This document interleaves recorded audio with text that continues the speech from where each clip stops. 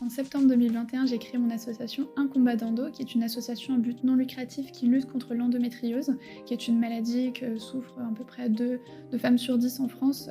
C'est une maladie qui se traduit par la présence de tissus qui ressemblent à l'endomètre en dehors de l'utérus et qui fait des règles très douloureuses, qui peut être vraiment une maladie très très handicapante. C'est la première cause d'infertilité en France. Et moi j'ai souhaité créer cette association puisque je suis atteinte de cette maladie. Et c'est une maladie qui m'a beaucoup handicapée pendant mes études, du fait que tout simplement les douleurs parfois sont tellement intenses que c'est pas possible d'aller à l'école, c'est pas possible de faire les choses de la vie quotidienne. Donc j'ai souhaité créer une association qui est vraiment basée à Amiens, pour que les étudiants, les femmes qui sont à Amiens, puissent vraiment venir dans l'asso et retrouver des conseils pour se faire diagnostiquer, pour réduire le temps aussi de diagnostic, hein, parce qu'aujourd'hui on met 7 à 10 ans à se faire diagnostiquer de l'endométriose. Donc mon but c'est vraiment de sensibiliser dans les établissements, scolaires notamment, pour réduire ce temps de diagnostic et pour accompagner au mieux les femmes atteintes de cette maladie. Nous, on travaille beaucoup avec les établissements scolaires et les facultés pour intervenir, pour présenter l'endométriose, mais aussi les professionnels auxquels elles peuvent se référer pour avoir un diagnostic fiable de la maladie, et puis aussi les accompagner pour faire tout ce qui va être dossier handicap dans les écoles, des groupes de parole où elles peuvent se confier, parce que c'est quand même une maladie qui a une grosse répercussion psychologique. Donc nous, on essaie de les accompagner au mieux, en tout cas c'est ce que j'espère.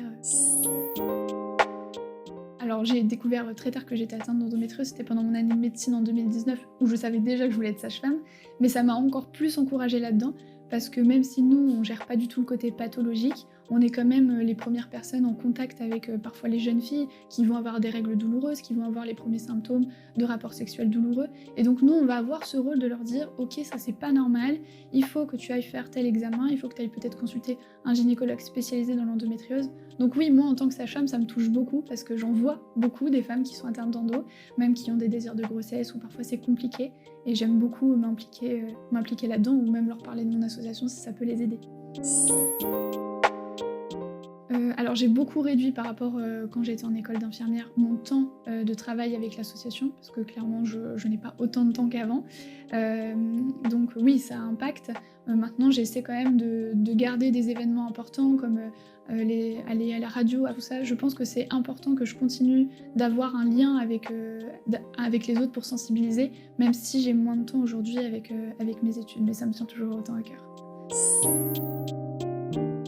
Je dirais que ça m'a beaucoup apporté pour expliquer les choses un peu plus simplement aux gens. Parce que moi, j'avais beaucoup un vocabulaire très médical, où je comprenais ce que je racontais, mais pas forcément mon public.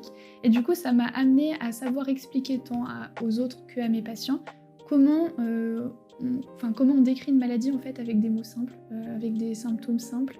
Ça peut paraître bête, mais du coup, ça m'a beaucoup apporté avec le contact avec les autres, à la prise de parole. Alors c'est quand même beaucoup de travail, je ne m'attendais pas à autant de créer une association. Il y a beaucoup de paperasse, des demandes à faire, enfin c'est hyper compliqué, et c'est vrai que de se retrouver toute seule à tout gérer, en plus j'ai voulu créer un compte Instagram, en fait je veux faire beaucoup de choses, mais toute seule c'est parfois un peu compliqué. Donc oui, j'ai pu développer des compétences au niveau surtout administratif. Et même beaucoup dans la communication, je trouve, pour faire les posts Instagram, les stories, des vidéos YouTube. Donc je trouve que dans la communication surtout, ça a été super intéressant. Alors une anecdote qui m'a rendue très fière, c'est l'événement avec le collège de Montdidier qu'on a fait l'année dernière, donc c'était le 16 mai 2023. Montdidier m'avait invitée pour sensibiliser tous leurs élèves. Donc on a dû sensibiliser 600 élèves en tout. Donc c'était la première fois que je sensibilisais autant de personnes. Et c'était donc de la 6e à la 3e. Et c'était hyper enrichissant. Les élèves étaient super contents de me voir. Il y en a plein, elles avaient beaucoup de questions. Des garçons, des filles. Les professeurs sont venus me voir. Et puis suite à cette sensibilisation, le collège de Montdidier a fait une course où chaque élève, en faisant un tour de terrain, gagnait, mettons, 1 euro. Et du coup, ils nous ont remis un chèque de quasiment 9000 euros à la fin. Et ça a été énorme, je ne m'attendais pas du tout à ça. Et ça a été un très très bel événement de beaucoup de rire, beaucoup de partage et beaucoup de sensibilisation. Et ça, c'était top.